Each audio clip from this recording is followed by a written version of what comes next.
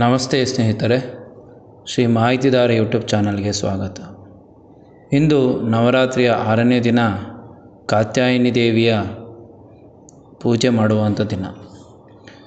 ದುರ್ಗಾದೇವಿಯ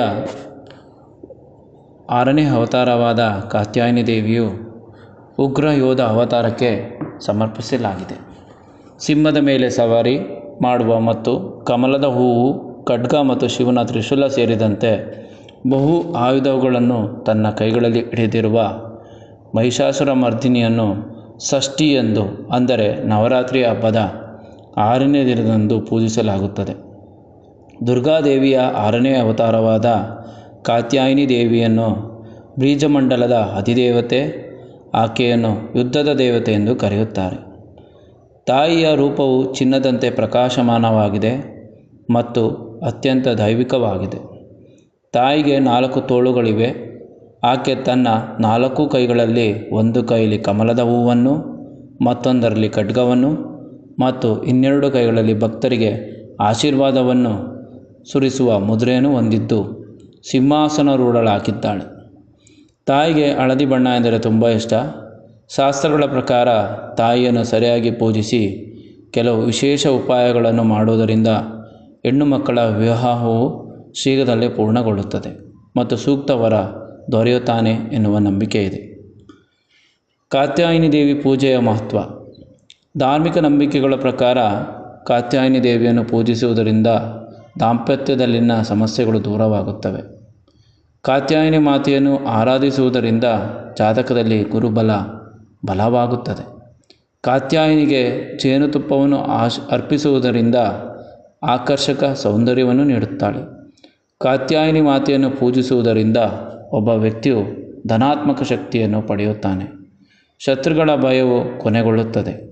ಕಾತ್ಯಾಯಿನಿ ಮಾತೆಯ ಕೃಪೆಯಿಂದ ಆರೋಗ್ಯಕ್ಕೆ ಸಂಬಂಧಿಸಿದ ಸಮಸ್ಯೆಗಳು ದೂರವಾಗುತ್ತವೆ. ಕಾತ್ಯಾಯಿನಿ ಹೆಸರಿನ ಹಿನ್ನೆಲೆ.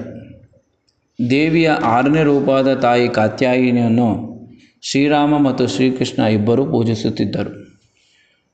ಶ್ರೀಕೃಷ್ಣನನ್ನು ಪಡೆಯಲು ಬ್ರಜ್ನ ಗೋಪಿಗಳು ಈ ದೇವಿಯನ್ನು ಪೂಜಿಸಿದರು ಎಂಬ ದಂತಕಥೆ ಇದೆ. ಕಾತ್ಯಾಯಿನಿ ದೇವಿಯ ಕಥೆ ಭಾಗವತ, ಮಾರ್ಕಂಡೇಯ ಮತ್ತು ಸ್ಕಂದ ಪುರಾಣಗಳಲ್ಲಿ ಉಲ್ಲೇಖವಾಗಿದೆ. ದೇವಿ ದುರ್ಗೆಯ ಪರಮಭಕ್ತನಾದ ಮಹರ್ಷಿ ಕಾತ್ಯಾಯಿನಿ ದಂಪತಿಗೆ ಮಕ್ಕಳಿರಲಿಲ್ಲ. ಅವರು ದೇವಿಯನ್ನು ಕುರಿತು ತಪಸ್ಸನ್ನು ಕೈಗೊಂಡಾಗ ಆಕೆ ಪ್ರತ್ಯಕ್ಷವಾಗಿ ನಾನು ಕಾತ್ಯಾಯಿನಿ ಮಹರ್ಷಿಯ ಮಗಳಾಗಿ ಜನಿಸುವುದಾಗಿ ಆಶೀರ್ವಾದ ಮಾಡಿದಳು ಎಂದು ಪುರಾಣದ ಕಥೆ ಹೇಳುತ್ತದೆ. ಮಹಿಷನ ಸಂಹಾರ. ತಾಯಿ ಕಾತ್ಯಾಯಿನಿ ದೇವಿಯ ಅವತಾರದ ಉದ್ದೇಶವು ಮಹಿಷಾಸುರನನ್ನು ಸಂಹಾರ ಮಾಡುವುದಾಗಿತ್ತು. ಋಷಿಮುನಿಗಳ ಪೂಜಿಸಿದ ನಂತರ ಅವತಾರ ಎತ್ತಿದ ತಾಯಿ ಕಾತ್ಯಾಯಿನಿಯು ಅಶ್ವಿನಿ ಮಾಸದ ಶುಕ್ಲ ನವಮಿ ತಿಥಿಯಲ್ಲಿ ಮಹಿಷನೊಂದಿಗೆ ಯುದ್ಧ ಮಾಡಿ ಸಂಹಾರ ಮಾಡಿದಳು. ದಶಮಿ ದಿನದಂದು ದೇವಿಯು ಜೇನುತುಪ್ಪ ತುಂಬಿದ ವೀಳ್ಯದ ಎಲೆಯನ್ನು ಸೇವಿಸಿ ನಂತರ ಮಹಿಷಾಸುರನನ್ನು ಕೊಂದಳು ಎಂದು ಪುರಾಣದ ಕಥೆಗಳು ಹೇಳುತ್ತವೆ. ಇದಾದ ನಂತರ ತಾಯಿಯನ್ನು ಮಹಿಷಾಸುರ ಮರ್ದಿನಿ ಎನ್ನುವ ಹೆಸರಿನಿಂದ ಕರೆಯಲಾಯಿತು. ಕಾತ್ಯಾಯಿನಿ ದೇವಿಯ ಕಥೆ.